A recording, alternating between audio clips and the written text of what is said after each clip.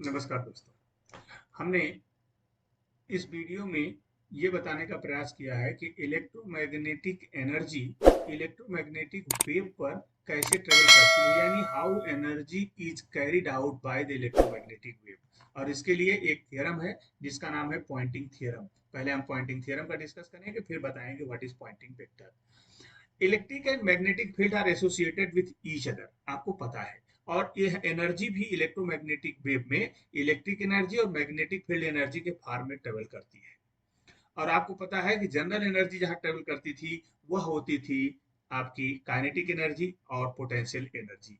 लेकिन यहाँ पे इलेक्ट्रोमैग्नेटिक वेव में मैक्सवेल्स के इक्वेशंस की सहायता से हम बता सकते हैं कि एनर्जी कितना ट्रेवल कैसे ट्रेवल करती है इलेक्ट्रोमैग्नेटिक वेव। अगर हम यहाँ पर मैक्सवेल्स के तीसरे और चौथे इक्वेशन यानी Faraday's law of electromagnetic induction, this one, Faraday's law of electromagnetic induction and modified ampere circuital law को लेकर चले तो हमें ये दो इक्वेशन मिलते हैं। एक curl E is equal to minus del B by del T and curl H is equal to J plus del D by del T. इन दोनों इक्वेशन से अगर हम देखें तो इसका स्केलर ले लेते हैं इक्वेशन दोनों का। और स्केलर प्रोडक्ट किससे लेते हैं? स्केलर प्रोडक्ट लेते हैं एक का एच के साथ, पहले इक्वेशन का एच के साथ और दूसरे का ई के साथ स्केलर डॉट प्रोडक्ट लेते हैं। तो पहला इक्वेशन जो curl is equal to minus del B by del t था उसका एच डॉट करेंगे तो H dot curl E is equal to H dot minus del B by del t. Similarly you can write E dot curl H with equation number two, E dot curl H is equal to E dot J plus E dot del D by del t. Simple, यहाँ पर ई का dot product और यहाँ पर H का dot product, ये आपको clear है। अब हम क्या करेंगे, सब्सट्रैक्टिंग इक्वेशन 4, इसको इस इक्वेशन नंबर 4 को हम 3 से माइनस करते हैं तो हमें मिलेगा लेफ्ट हैंड साइड में H curl E minus E curl H is equal to, हम क्या लिख देंगे, अगर इसे हम लिखना चाहें तो आपकी सुविधा के लिए हम लिखते हैं, ये होगा H dot minus del B by del T minus E dot J minus E dot del D by del t. अब हमने क्या किया कि इस क्वांटिटी को और इस क्वांटिटी को, जो कि दोनों नेगेटिव क्वांटिटीज आपको यहाँ से दिख रही है, एक साथ लिया और माइनस को बाहर रख दिया। तो minus S dot del B by del T plus E dot del D by del T minus E dot जेज को हमने इस ब्रैकेट से बाहर रखा। It is equation number 5। I hope there should be no problem to you, हमेशा लगता है।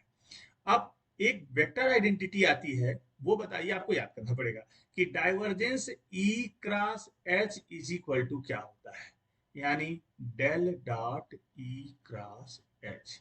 इसकी वैल्यू होती है H curl E minus E curl H. H curl E minus E curl H, यह एक वेक्टर आइडेंटिटी है, ये फार्मूला है, इसको आपको याद करना पड़ेगा। इसको यूज करें तो हम left hand side of equation number 5 क्या कर सकते हैं, आप देखें कि इक्वेशन नंबर 5 का लेफ्ट हैंड साइड कितना हो जाएगा, डाइवर्जेंस ई क्रॉस एच, और यह अपने आप ऑलरेडी इक्वल है minus S dot del B by del T plus E del D by del T minus E dot Z, पांचवे का right hand side same to same. अब हम क्या करेंगे कि इस इक्वेशन के राइट हैंड साइड पे अपने आप को फोकस करेंगे। राइट हैंड फोकस को for a medium that is linear, अगर कोई ऐसा मीडियम हो तो जहां पर हमें पता है कि B is equal to mu H होता है और D is equal to epsilon E, ये हम बहुत शुरू से पढ़े हुए हैं। आपको अगर याद करें, B is equal to mu H और D displacement current electric field के टर्म में, displacement vector electric field vector form में, और magnetic field induction vector magnetic field intensity के टर्म में। खैर, अब हम क्या कर रहे हैं कि अगर हम लिखना चाहें, वहां इक्वेशन को भूल जाइए, अगर H dot del B by del t को हम लिखना चाहें तो हम लिख सकते हैं at the place of mu H करेंगे, म्यू डिफरेंशिएट नहीं होगा, म्यू को हमने बाहर कर लिया, ये देखें, और इस एच को अंदर कर दिया तो एच डॉट एच क्या होगा, एच स्क्वायर हो जाएगा। एच डॉट एच क्या होगा, H dot H dot product square हो जाएगा। और जैसे ही यहाँ स्क्वायर करेंगे और यहाँ डिफरेंशिएशन टर्म लगा हुआ है, इसका मतलब आपने इसको डिफरेंशिएशन से करें तो क्या आ जाएगा, del over del t of H square क्या हो जाएगा, two H dot del H upon del t, यही तो होगा। ये देखें, two H del H upon del t, इसका मतलब एक्स्ट्रा टू आपके पास आ जाएगा अगर आप यहाँ स्क्वायर करते हैं। तो इसको फिनिश करने के लिए हमने हाफ से मल्टीप्लाई कर दिया। अब तो कोई फर्क नहीं पड़ेगा, आप डिफरेंशिएट भी करेंगे तो भी, तो ये हाफ एग्जिस्ट करता रहेगा, और इसे हम कहेंगे del by del t of half of, अब एच रहा, आपको पता है हाफ हाफ एच आएगा, ये दो तो यहाँ से कैंसिल कर देगा, और बी को हमने म्यू एच से फिर बदल दिया, तो ये आ गया। आपको क्लियर नहीं हुआ, आपको मैं क्लियर करता हूँ। 1/2 ये हो गया यहाँ पर, और del over del t of H square into mu.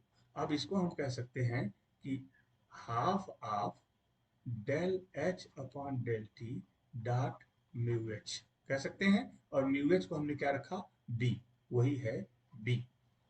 ये तो डिफरेंशिएशन में आपको टू बताया था, इस टू का कोई रोल नहीं, तो ये आया। इसी टाइप से similarly we can write the second term that is E dot del D by del t, same to same आप लिख सकते हैं, और ये दोनों टर्म को हम इंट्रोड्यूस करेंगे अपने इक्वेशन नंबर नेक्स्ट में।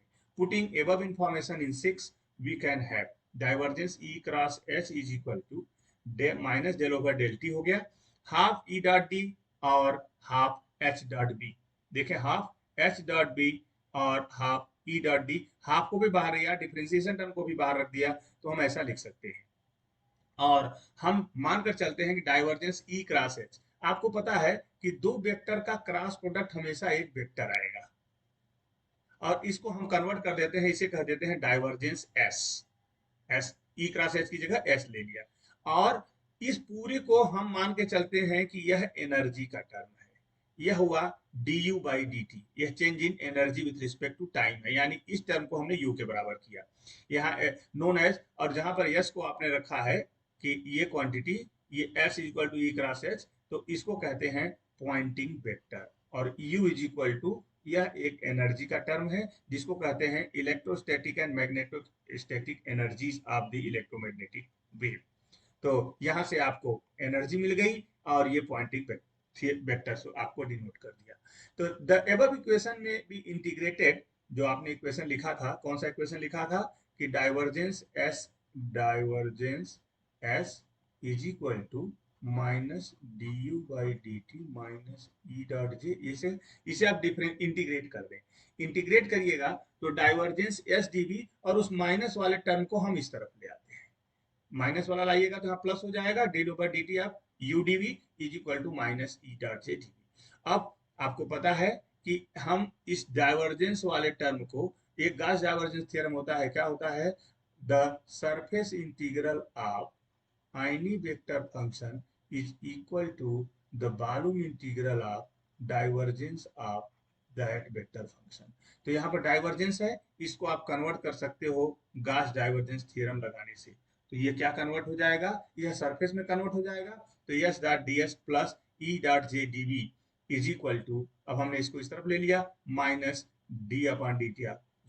ये इक्वेशन 9 ही कहा जाता है पॉइंटिंग थियरम, यह इक्वेशन कहा जाता है पॉइंटिंग थियरम। और इसको अगर आप एलोबरेट करें तो ये टर्म क्या बताते हैं, the left hand side of above equation 9 represents the sum of the net flow out energy plus the joule loss for given volume enclosing, यानी कोई एनर्जी आप ट्रेवल कराते हैं तो जितना फ्लो करती है और उसमें से कुछ लॉस हो जाता है, जो आगे बचती है वही राइट हैंड एनर्जी होती है। जैसे कि आपने अगर यहाँ से 50 जूल की एनर्जी को कैरी कराया और आपको वहां पर 40 जूल मिला, तो 10 जूल जो है वो लॉस हो गया, और इस इक्वेशन में लॉस को अगर देखें तो ये लॉस बताता है, तो ये बची हुई एनर्जी आपको मिलेगी। And this equation represent the rate of decrease of total energy. कई बार पूछा जाता है कि व्हाट पॉइंटिंग थियरम इंडिकेट्स, तो आपको सीधे लिखना है कि it represents the rate of, sorry, this represents the decrease of total energy. Hence, the equation represents the equation of continuity or conservation of electricity, यानी जो एनर्जी चली है, यह लेफ्ट हैंड साइड की अगर आप देखें तो energy never be created never destroyed, it just changes. जो लॉस है वो चेंज ऑफ फॉर्म है, हीट के फॉर्म में तार गर्म हो जाते हैं जहां पर करंट होता है, खैर वो डिस्कस हम आगे ट्रांसमिशन लाइन में देखेंगे। अब इसको आप अगर पढ़ें तो इसी के साथ मिलता है पॉइंटिंग वेक्टर, जो आपने एस इज इक्वल टू मान रखा था, S is equal to E cross H. अब एस को जरा सा हम एक्सप्लेन करेंगे, एस क्या होता है, Poynting vector represent the directional energy flux density. ध्यान रखें, ये फ्लक्स डेंसिटी या एनर्जी फ्लक्स डेंसिटी बताता है। फ्लक्स डेंसिटी को क्या कहेंगे, the rate of energy transfer per unit area, बस। the rate of energy per unit area is called the energy density of energy. Its unit is watt per meter square. Mathematically, Poynting vector represented as S is equal to E cross H, where E is electric field and H is magnetic field. ये आपको पता है.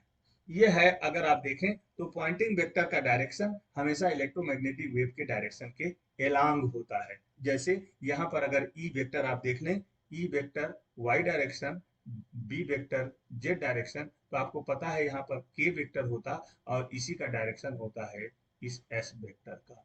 तो आपसे पूछा जाए कि Poynting vector का direction, you will tell the direction of the motion of the wave is the direction of Poynting vector. So the physical significance अगर आप देखें तो it gives the direction of flow of electromagnetic energy or electromagnetic radiation.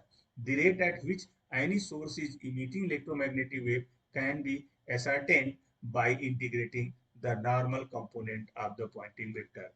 ये normal component of vector, यानी का अगर आप देखें तो कह सकते हैं कि पॉइंटिंग वेक्टर के दो कंपोनेंट हैं, ई और एस.